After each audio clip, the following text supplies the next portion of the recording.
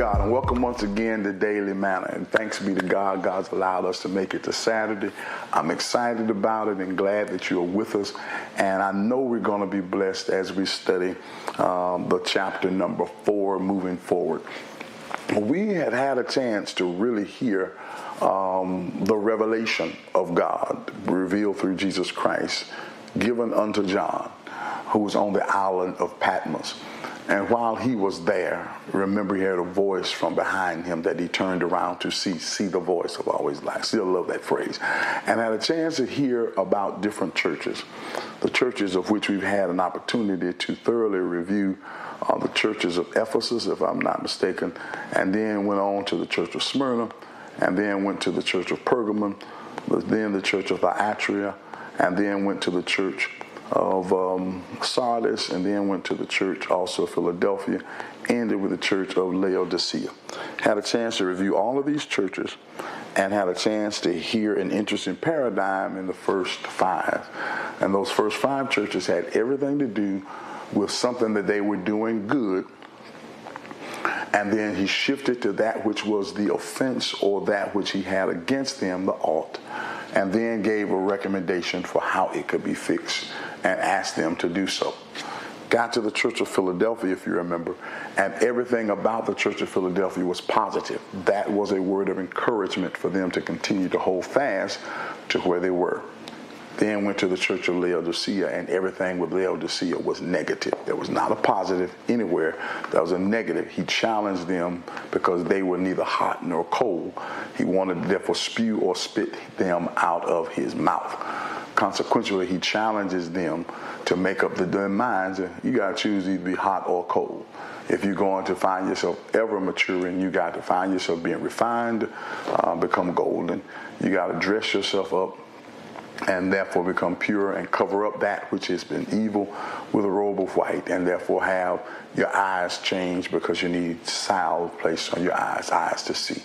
You need to have a difference in you. And then he encouraged them to become overcomers, because as an overcomer, you become like Jesus, being able to sit with the Father at the right hand.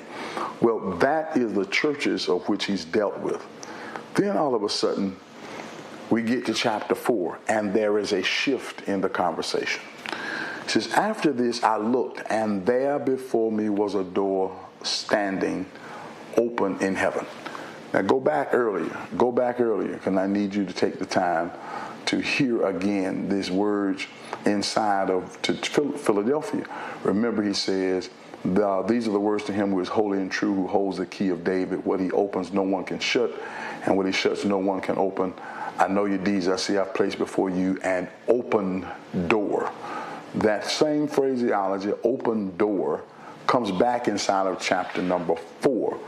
Was a door standing open where? In heaven, singular. Okay?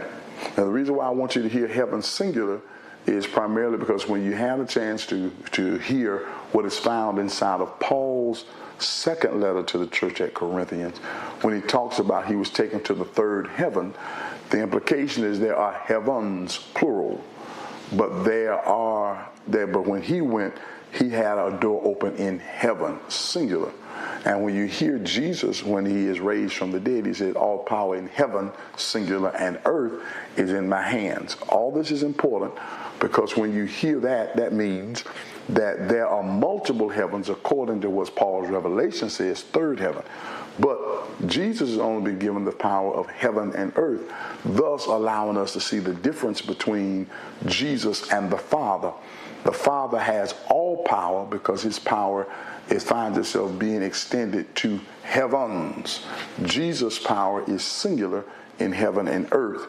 And come back and look at this. And the voice I had first heard speaking to me like a trumpet said, come up here, and I will show you what must take place after this. In essence, I want your eyes to be open to behold what is to come beyond the conversation I've had given you regarding the 7 churches. I've told you about the 7 churches. I've given you words of instruction and encouragement for them. But now I need you to see what's going to happen after this.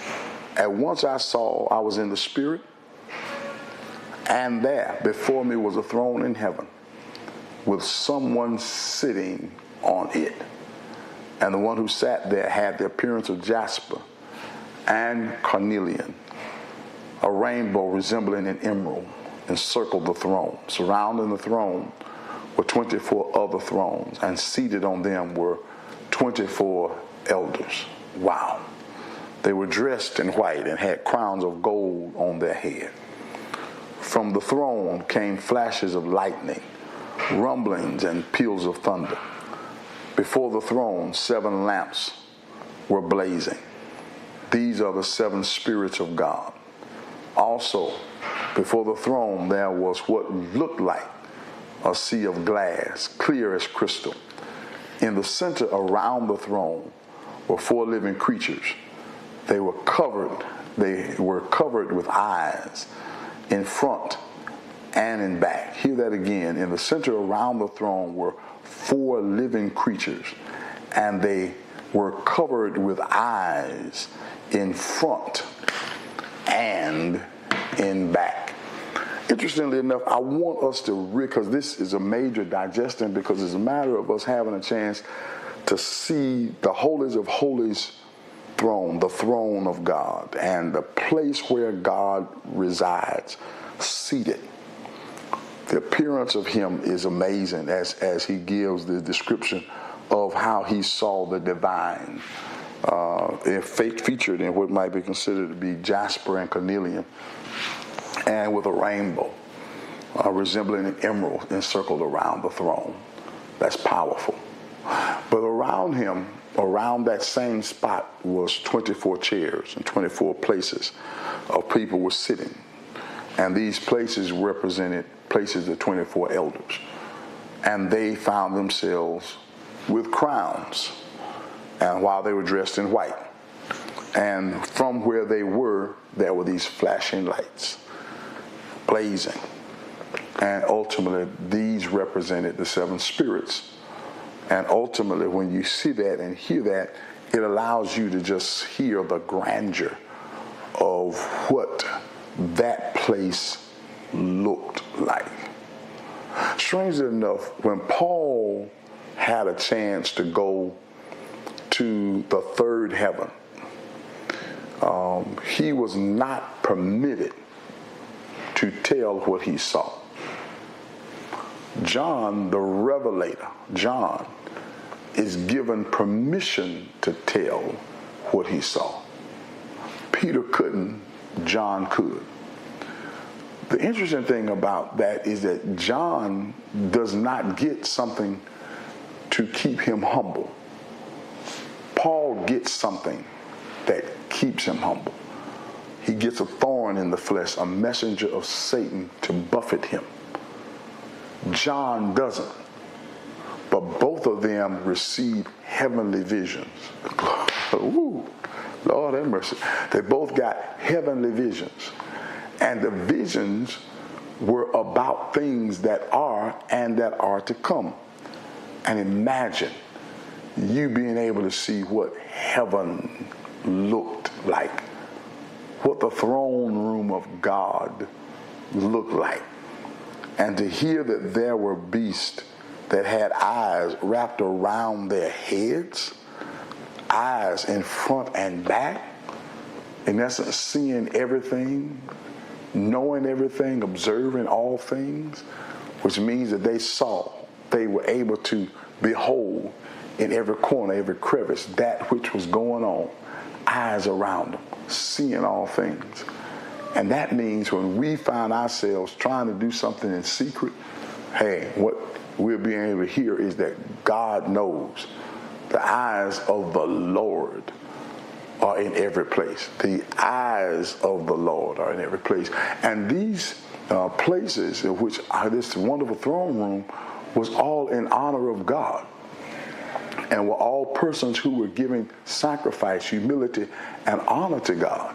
And God was being glorified. El Shaddai, the great I am, being glorified in a great exalted place, high and being lifted up.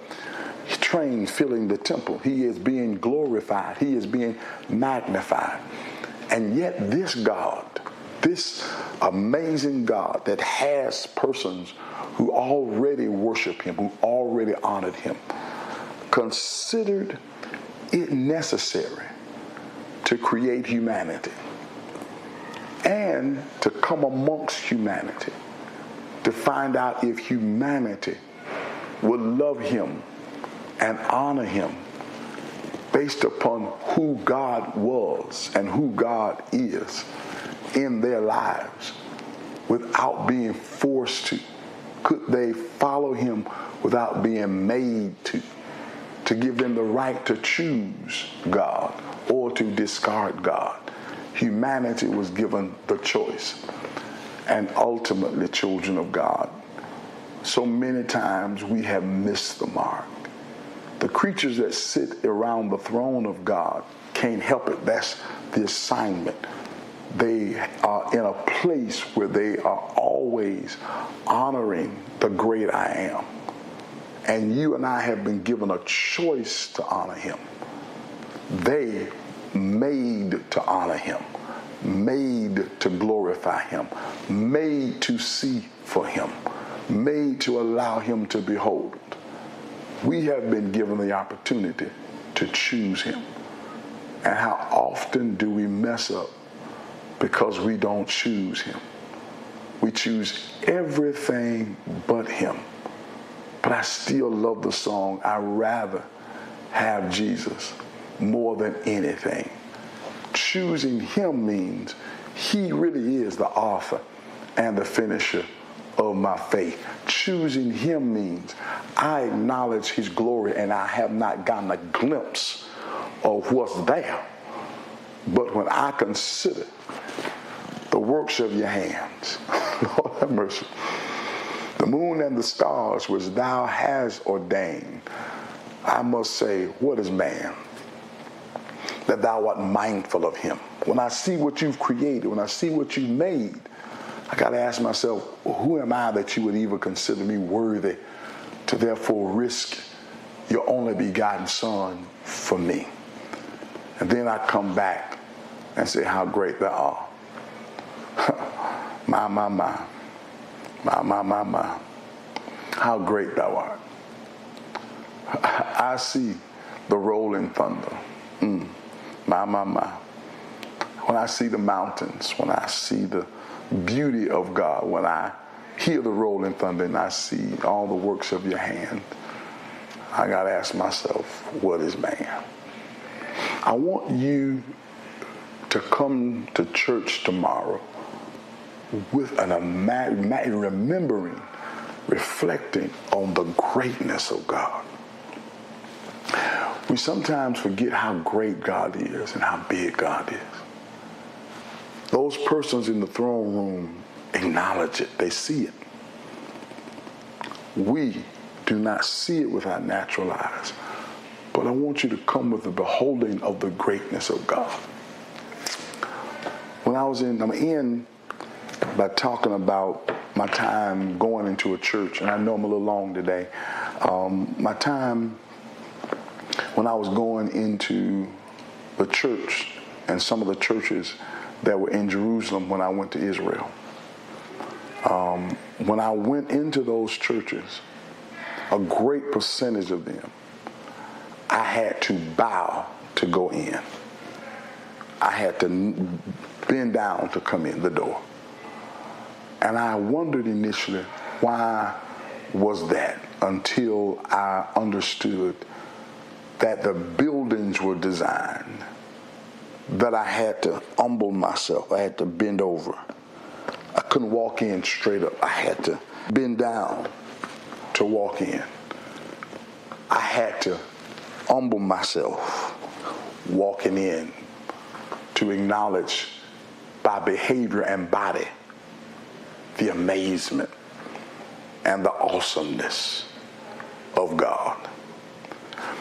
If we could ever allow ourselves to be humble before him, coming into his presence, acknowledging who he is, then we would really have a different form of worship. The oddness of God, the awesomeness of God, the majesty of God, if we could ever be able to envelop it, it would change who we are and how we function. And if we could take that away from church and live it out within our community, our interaction with one another would be different. Oh my God. If we could just get to that place where we recognize that the hymn writer was correct when he wrote these lyrics and these words. O Lord, my God, when I in awesome wonder consider all the worlds thy hand hath made, I see the stars, I hear the rolling thunder, thy power throughout the universe displays. And when I think that God, his son not sparing, sent him to die, I scarce can take it in that on the cross my burden gladly bearing, he bled and died to take my sins away. When Christ shall come with shout of acclamation and take me home with joy shall fill my heart, then I shall bow in humble adoration and then proclaim, my God, how great thou art. How great thou art. How great thou art. I want us to go through this day remembering the awesomeness, the majesty, and the awesomeness of who God is. Bring it to church tomorrow. And let's see how the Lord blesses us. I'm over my time. I'm out of time. And I look forward to seeing you tomorrow. Church is 9:30. I look forward to you being there on the east side. It starts at 10 o'clock. Know that I love you. Thank you for your time. And God bless.